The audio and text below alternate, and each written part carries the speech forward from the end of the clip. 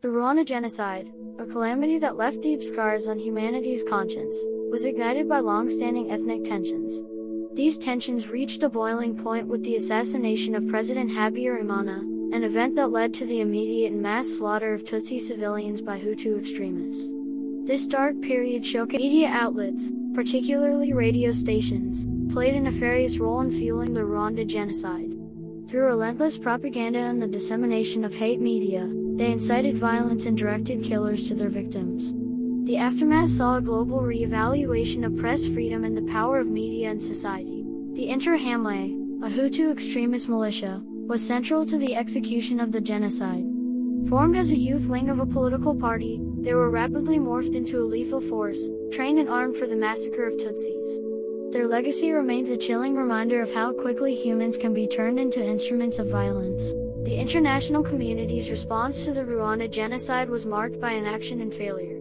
Despite clear signs of a looming catastrophe, global powers and the United Nations hesitated to intervene. This apathy allowed the genocide to rage unchecked, sparking a debate on the effectiveness and moral responsibility of international intervention in such crises. Gender played a brutal role in the genocide, with women specifically targeted for unimaginable atrocities. The use of sexual violence as a weapon was rampant, leaving survivors with deep physical and psychological scars. This dark chapter forced a rethinking of women's rights in Rwanda, propelling significant changes in their legal and societal status post-genocide. In the aftermath of the Rwanda genocide, the Gacaca courts were established as a means to address the overwhelming number of genocide-related cases. These community-based courts harnessed traditional practices to expedite justice and reconciliation. By involving local communities, they aimed to facilitate healing by confronting the truth of the atrocities committed. Despite their noble intentions, the Gacaca courts faced criticism. Concerns were raised about their ability to deliver fair justice, the potential for re-traumatization of survivors, and the adequacy of their processes in handling complex legal issues. Nonetheless, these courts succeeded in processing hundreds of thousands of cases, marking a significant step towards national recovery. Rwanda's journey of recovery from the genocide is a testament to resilience and determination. The country focused on reconciliation efforts, economic revitalization, and rebuilding its global image. Initiatives to foster unity and promote forgiveness among Rwandans have been pivotal, alongside strategies to stimulate economic growth, making Rwanda a symbol of transformation. The children of the Rwanda genocide carry a heavy legacy. Many were orphaned, witnessed unspeakable violence, or were forced to participate in it. Efforts to reunite families, provide psychological support, and address the long-term impacts on these young lives have been crucial in Rwanda's healing process. Their stories of survival and resilience are a poignant reminder of the genocide's far-reaching effects. Memorials across Rwanda serve as solemn reminders of the genocide's brutality. These sites, including mass graves and educational centers, offer spaces for reflection, learning, and remembrance. They not only honor the victims but also educate visitors about the genocide, ensuring that the horrors of the past are never forgotten and, hopefully, never repeated. The Rwanda genocide profoundly influenced international law, leading to the establishment of the International Criminal Tribunal for Rwanda, ICTR. This pivotal body was tasked with prosecuting those responsible for genocide and other serious violations of international humanitarian law. Its creation underscored the international community's commitment to justice and accountability, setting a precedent for global justice efforts. Media played a catastrophic role in fueling the Rwanda genocide. Radio stations, particularly Radio Television Libre des Miocolines, RTLM, broadcasted hate speech and incited violence against the Tutsi population. This hate media utilized propaganda to dehumanize the Tutsi, effectively turning neighbors against each other and exacerbating the slaughter. The aftermath raised serious questions about press freedom and the responsibilities of media in society. The Interahamwe, a Hutu paramilitary organization, were central figures in the execution of the Rwanda genocide. Formed initially as a youth wing of the ruling party, they morphed into a ferocious militia, recruiting and training members to carry out mass atrocities against Tutsis. Their legacy remains a chilling reminder of how quickly ideology can catalyze into violence. The international community's response to the Rwanda genocide has been widely criticized for its inadequacy. Despite clear signs of impending catastrophe, the United Nations and leading world powers failed to intervene effectively. The UN's withdrawal of peacekeeping forces at a critical juncture left the Tutsi population vulnerable to mass slaughter, highlighting the dire consequences of international inaction. Gender played a harrowing role in the Rwanda genocide, with women being specific targets of violence. The use of sexual violence as a weapon was widespread, leaving thousands of women to endure unimaginable atrocities. The aftermath for survivors has been a long journey of recovery, yet it has also led to significant changes in women's rights in Rwanda, showcasing resilience in the fight for justice. In the aftermath of the Rwanda genocide, a pivotal military initiative known as Operation Clean Corridor was launched. Its primary objective was to establish safe passages for the return of refugees and the delivery of humanitarian aid. This operation played a significant role in stabilizing regions affected by the genocide, facilitating the repatriation of thousands and marking a crucial step towards national recovery. Rwanda's education system underwent profound changes post-genocide, with curriculum reforms that emphasized peace, unity, and reconciliation. Teaching the genocide to new generations became an essential tool for healing and prevention, fostering a culture of remembrance and understanding. These educational reforms aimed to ensure that future generations would learn from the past and contribute to a more harmonious society. Common misconceptions about the Rwanda genocide include its spontaneous nature and the binary portrayal of victims and perpetrators. Debunking these myths is crucial for providing accurate historical context. Understanding the premeditated aspects of the genocide and the complex human dimensions involved is vital for a comprehensive grasp of the events and ensuring such atrocities are not repeated. The Rwanda genocide left the country's infrastructure in ruins, drastically affecting essential services and the economy. Rebuilding efforts, supported by international aid, focused on restoring basic utilities, healthcare, and educational facilities.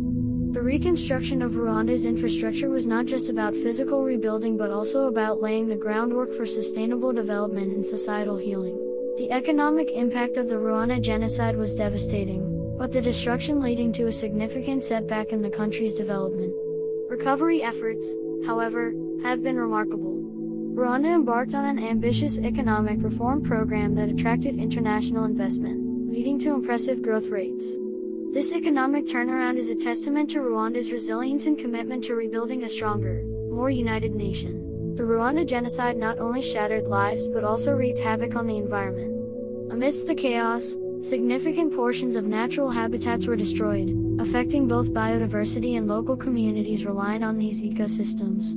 Efforts toward conservation and reforestation have been crucial in healing both the land and its people, symbolizing a commitment to rebuilding a nation in harmony with nature. Women played a complex role during the Rwanda genocide, facing victimization while also emerging as key figures in the aftermath.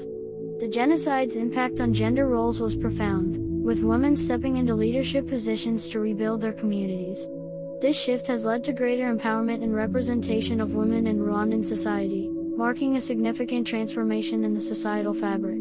The genocide drastically altered Rwanda's demographics, resulting in a significant loss of life and a demographic shift that has had lasting effects on the country. The population structure changed, with a noticeable imbalance between genders and age groups. These demographic shifts have influenced social dynamics, economic development, and efforts toward national reconciliation, shaping the nation's path forward. The psychological impact of the Rwanda genocide has been profound and far-reaching, touching survivors, perpetrators, and the next generations. Efforts to address mental health have been central to the nation's recovery, with initiatives focusing on trauma counseling and community healing practices. These efforts underscore the importance of mental health awareness in rebuilding a society scarred by such profound loss and trauma. Children born of rape during the genocide face unique challenges, navigating societal stigma and personal identity struggles. Support networks have been established to address their needs, offering psychological, educational, and social assistance. These efforts are crucial for integrating this vulnerable group into society, ensuring they have the opportunity to lead fulfilling lives despite the circumstances of their conception. Land disputes and missing persons remain some of the most poignant unresolved issues from the Rwanda genocide. The quest for justice and reconciliation continues, as the nation grapples with the challenge of addressing claims to property loss during the conflict and the anguish of families still searching for their loved ones. Art and literature have emerged as powerful mediums through which the stories of the Rwanda genocide are told, remembered, and processed. Through paintings, novels, and films, survivors and artists have found a voice, offering the world a glimpse into the horrors faced and the resilience of the human spirit. The world has learned critical lessons from the Rwanda genocide, notably the importance of early intervention and the global community's responsibility to prevent such atrocities. Changes in international policy and a greater emphasis on preventive measures reflect an ongoing commitment to ensuring that history does not repeat itself. Bringing perpetrators of the Rwanda genocide to justice remains a complex and ongoing effort. Through international trials and extradition cases, the global community continues to work towards holding those responsible accountable. However, the challenges of jurisdiction, evidence, and the passage of time make these efforts a daunting task. The role of archives and documentation in remembering the Rwanda genocide cannot be overstated. By preserving evidence and oral histories, these resources serve as a vital educational tool, ensuring that future generations understand the genocide's impact and the importance of remembrance in preventing future atrocities. The Rwanda genocide left an indelible mark not just on the people but also on the country's wildlife and natural parks. The chaos and human tragedy spilled over into natural habitats, disrupting conservation efforts and threatening the survival of species. In the aftermath, Rwanda has worked tirelessly to restore its national parks, reintroducing species and implementing conservation projects to protect its biodiversity. This recovery signifies not only a commitment to environmental protection but also a symbol of the nation's resilience and hope for a sustainable future. The health impacts of the Rwanda genocide were profound, stretching beyond the immediate loss of life to exacerbate a healthcare crisis. The aftermath saw a spread of diseases in refugee camps and a decimated healthcare infrastructure struggling to cope with the needs of survivors. International aid and a concerted effort from the Rwandan government have since rebuilt a more robust healthcare system, improving access and quality of care for all Rwandans, a testament to the country's determination to heal and strengthen from its scars. Rwanda's culture underwent significant transformation in the wake of the genocide. The collective trauma and shared resolve to rebuild have fostered a resurgence of traditional practices and a redefinition of national identity. This cultural renaissance has been instrumental in the healing process, uniting Rwandans around common heritage and values while promoting peace and reconciliation. The vibrancy of Rwanda's culture today reflects the resilience of its people and their unwavering commitment to forge a harmonious future. Kwibuka, Rwanda's annual genocide remembrance, plays a pivotal role in the nation's healing and reconciliation process. It is a time for Rwandans to come together to remember the victims, reflect on the past, and recommit to a future without genocide. This solemn observance underscores the importance of memory and unity in preventing future atrocities, fostering a collective identity that transcends ethnic divisions and honors the resilience of the Rwanda genocide. Had far-reaching effects on regional stability in Africa, exacerbating tensions and contributing to a cycle of violence in neighboring countries. The aftermath saw a massive refugee crisis and a spillover of conflict, challenging the region's security and political landscape. However, Rwanda's journey towards recovery and reconciliation has since become a beacon of hope, demonstrating the possibility of peace and stability in a region. The Rwanda genocide profoundly reshaped global humanitarian efforts, emphasizing the need for quicker, more decisive interventions in crisis situations. Non-governmental organizations, NGOs, and international bodies learned crucial lessons on the importance of early warning systems and the need for immediate action to prevent atrocities, fostering a more proactive. Young Rwandans today are being introduced to the genocide through comprehensive educational initiatives. Schools and community programs emphasize the importance of understanding this dark period to foster reconciliation and peace. By engaging the youth, Rwanda ensures that future generations carry forward the message of unity and the importance of preventing such tragedies. Reconciliation between the Tutsi and Hutu communities remains a complex, ongoing process. Efforts to mend the relationship have seen significant progress through initiatives like community dialogues and shared commemorative practices. However, challenges persist, highlighting the need for continuous dialogue and understanding to fully heal the wounds of the past. Tourism in Rwanda has been significantly influenced by the genocide, with memorials playing a critical role in attracting visitors.